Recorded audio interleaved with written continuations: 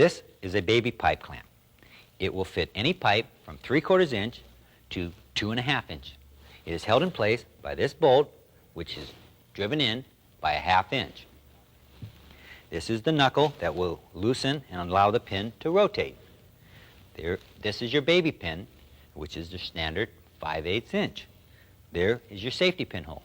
This cable is your safety cable, which attaches to the light.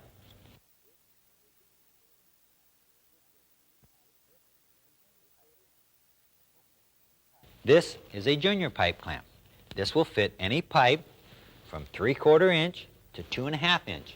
It's held in place by this bolt, which is tightened down by 1/2 inch. You turn this knob or knuckle, which will allow this to rotate. This is your junior receiver. This cable is your safety cable that attaches to the light.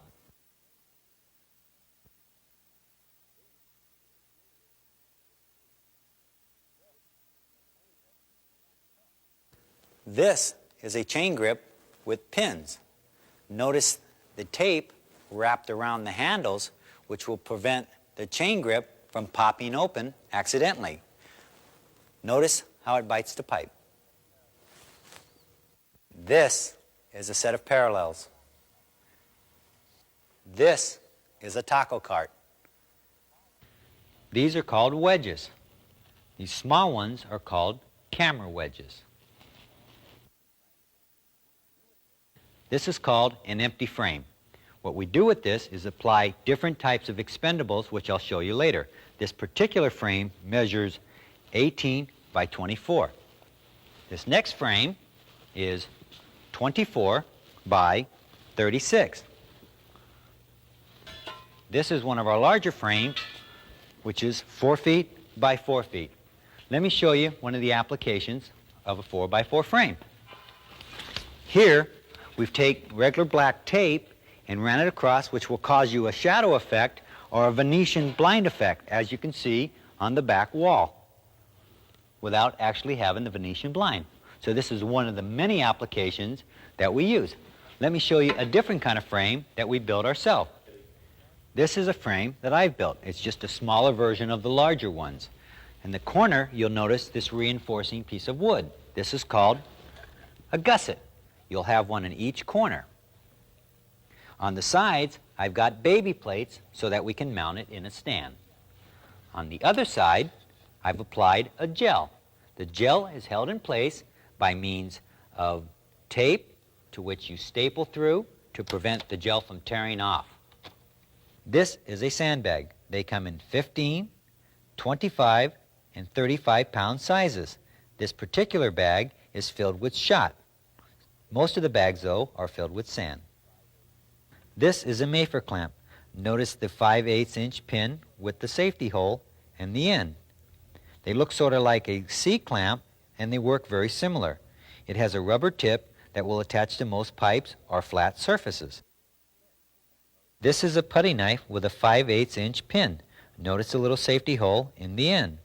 This is designed to place a 5/8 inch pin where it is possible only to wedge something, such as a door frame or window sill. This is called a tubing hanger. It will fit any pipe from 3/4 inch to 2.5 inch.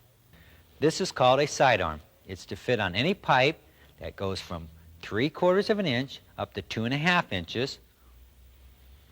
And this is a junior receiver, which is the standard size of 1 1/8. This is called a step block or stair block. It will raise a piece of furniture 2 inches, 4 inches, or 6 inches. This is a junior wall plate with the standard size of 1 1/8 inch hole.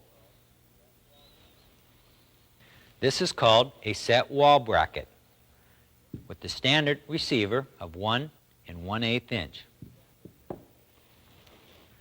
This is a gaffer grip.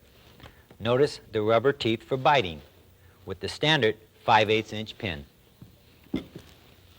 This is a baby stand extension pin with a 5/8 inch receiver and a 5/8 inch pin with a safety hole. This is a stand adapter pin. It will take a 1 1/8 inch receiver and reduce it down to a 5/8 inch pin. This is called a tent peg. We use it to drive into the ground so that we can tie off our ropes to it.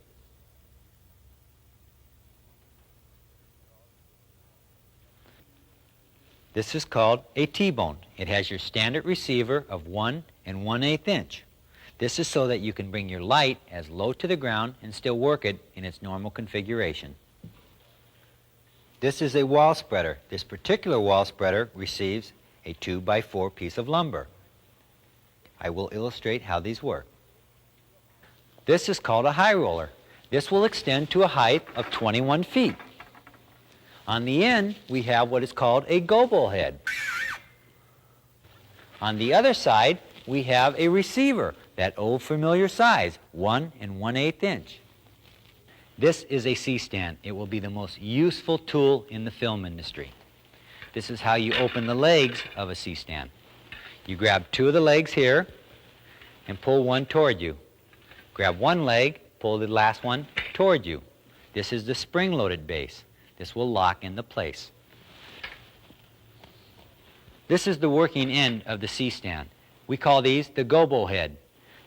This particular size gobel head is 2.5 inches in size. It has different receivers or holes that you can stick different size pins in. It also has 2 plates to which you can put a piece of equipment in there and crank it down. And now I'll show you the operation of a C-stand using a flag. You take the pin in the correct size hole. Notice I'm tightening in a clockwise direction. All the weight is being transmitted in a clockwise direction. This is a tightening action on the stand. Remember this saying, righty-tighty, lefty-loosey. Righty-tighty, lefty-loosey. Knuckles are always on the right, standard throughout the industry. Now that I've got the flag locked in place in the stand, the weight of the flag could cause the stand to fall over. So I apply a sandbag on the back leg, acting as a form of ballast.